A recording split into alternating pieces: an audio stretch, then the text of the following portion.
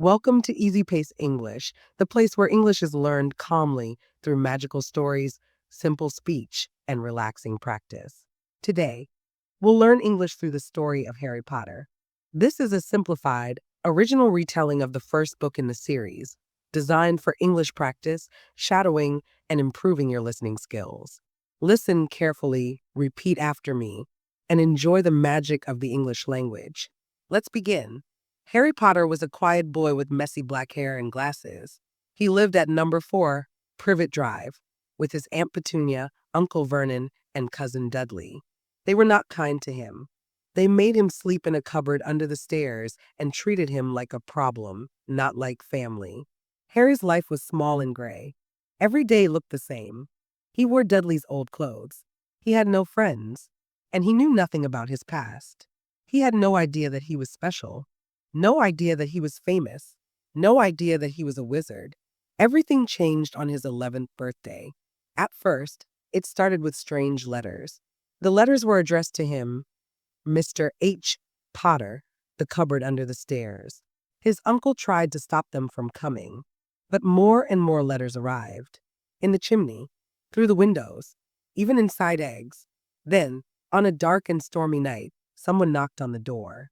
It was Hagrid, a giant man with a kind smile and wild hair. "You're a wizard, Harry," Hagrid said. Harry didn't know what to say. A wizard? Him. Hagrid explained that Harry's parents hadn't died in a car crash, as he had been told. They were wizards, James and Lily Potter. They were killed by the darkest wizard of all, Lord Voldemort. But when Voldemort tried to kill baby Harry, something strange happened. The spell failed. Voldemort disappeared, and Harry became the boy who lived. Harry was shocked. He didn't feel magical. But when Hagrid gave him a birthday cake and told him he belonged to the wizarding world, it felt right. Soon, Harry entered a new life. He went to Diagon Alley, a hidden street full of magical shops. He bought robes, books, a wand, and met a snowy owl he named Hedwig. For the first time, he felt like he belonged. On September 1st, Harry stood at King's Cross Station. He needed to find platform 9 3/4. At first, he was confused. There was no such platform. But then he saw a kind family of red-haired children running through a wall. With courage, Harry followed them and found himself on the Hogwarts Express.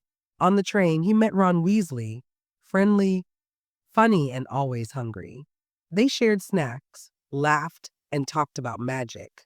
Later, they met Hermione Granger, smart, serious, and very proud of knowing everything. The train arrived at Hogwarts at night. The castle was huge, with tall towers, stone walls, and glowing lanterns. Inside, students waited to be sorted into 4 houses: Gryffindor, Hufflepuff, Ravenclaw, and Slytherin. When it was Harry's turn, the sorting hat shouted, "Gryffindor." Ron and Hermione joined the same house. Together, they started their first year of magical learning. Hogwarts was full of wonder. The stairs moved. The portraits talked. Ghosts floated through the halls. They learned spells, mixed potions, and flew on broomsticks. Harry loved flying. During his first flying lesson, he caught a falling object in midair and was immediately invited to join the Gryffindor Quidditch team. But not everything at Hogwarts was safe. One day, Harry and his friends found a huge 3-headed dog guarding a trapdoor.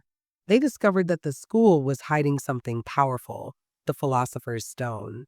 This magical object could make a person live forever. Later, Harry saw a strange professor named Quirrell acting suspicious.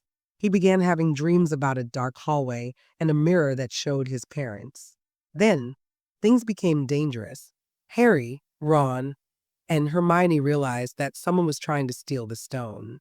They knew they had to stop it. They followed the clues and faced many challenges. First, they got past the giant dog by playing music to make it sleep. Then, they were trapped in a room full of flying keys. Harry flew on a broom and caught the right one. After that, they played a life-size game of wizard chess. Ron bravely sacrificed himself so Harry could move on. Finally, Harry entered a quiet room, and there he saw Professor Quirrell. But Quirrell was not alone.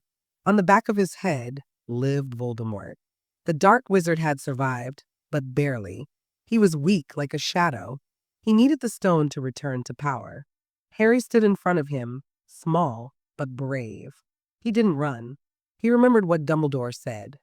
Love is stronger than any magic. When Harry touched Quirrell, his hands burned. Voldemort screamed. Harry held on until everything went dark. When he woke up, he was in the hospital wing. Dumbledore sat beside him and explained everything. You were protected by love. Harry, he said, your mother gave her life for you. That kind of magic leaves a mark. The stone was destroyed. Voldemort had failed again. And Harry had saved the day. At the end of the year, Gryffindor won the House Cup. The Great Hall cheered. Ron smiled. Hermione clapped. And Harry felt something new. He felt like he belonged. Not just at Hogwarts, but in the world. He wasn't just the boy who lived. He was Harry Potter. A boy with courage, with friendship, and with love. And this was only the beginning. Thank you for learning with easy pace English. Go back, listen again, and speak along with the story. The more you repeat, the more fluent and confident you become. Learning English is not a race, it's a journey. See you in the next lesson.